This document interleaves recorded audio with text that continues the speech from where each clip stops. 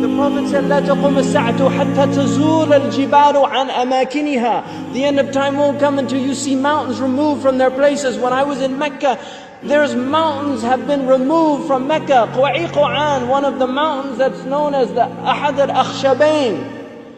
When the angels came to the Prophet ﷺ and they asked him if he wanted to see the mountains that they would يطبقهما على قريش. One of them was Abi Qubays and the other was Quwa'iquan. Quwa'iquan has been removed. It's gone. It's no longer there.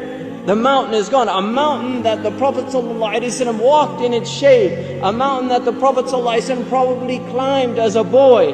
This mountain is now removed. Then the Prophet ﷺ said, لا تقوم الساعة حتى تزول الجبال عن أماكنها. These are signs for people to reflect. The Prophet ﷺ, I was on the Arabian Peninsula with my family, walking on the beach, and I came upon people in a public beach having sexual intercourse. In a public beach on the Arabian Peninsula. I'm not making this up.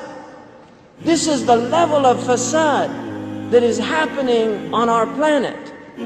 The Prophet ﷺ said, لا تقوم الساعة حتى يتحارج الناس تحارج الحمير. That the end of time won't come until people are like animals openly. He said, sallallahu alayhi wasallam, that one of the signs of the end of time is civilized people would walk with their thighs exposed in the marketplaces. بادية الأفخاذ في الأسواق. People, pens, he said, would be everywhere. He said that people, out of their love of the world, you would get two-income families. That people would be two-income families. That he said a woman will out حرصا على الدنيا تعين زوجها على التجارة. Out of love for this world, she'll work like her husband to earn livelihood, neglecting the children. Some people are forced to do that. And there's no blame on that. But there's people that just out of love of dunya, they will abandon their children and go out. These are the things that are happening around us.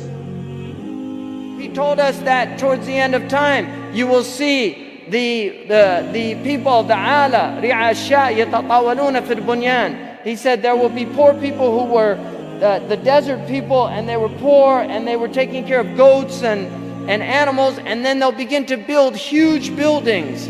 These are signs before your very eyes. We're seeing signs of our Prophet ﷺ.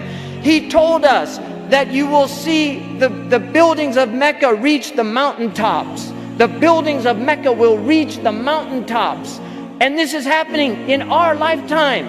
When I first went to Mecca, there were no buildings even close to the tops of the mountains of Mecca. And now it's filled with buildings that are beginning to reach the mountaintops.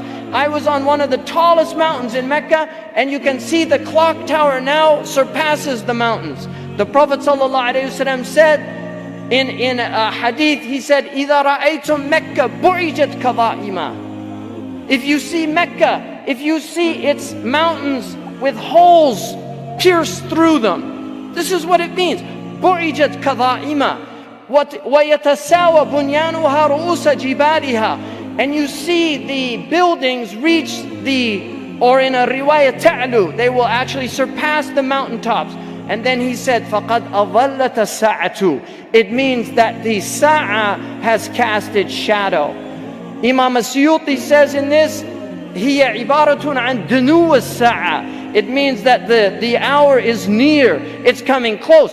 But if you took that literally, and in hadith tradition, in the usuli tradition, asl al-kalam al-haqiqa, that if the Prophet says something, you should always interpret it literally, unless there's a reason to go to a metaphorical interpretation. Now we have the clock tower casting a shadow over the Kaaba. So the clock tower, what do they call it in Saudi Arabia? As-sa'a. لَقَدْ أَظَلَّتَ السَّاعَةُ. You could take it literally. The clock has cast its shadow over the Kaaba.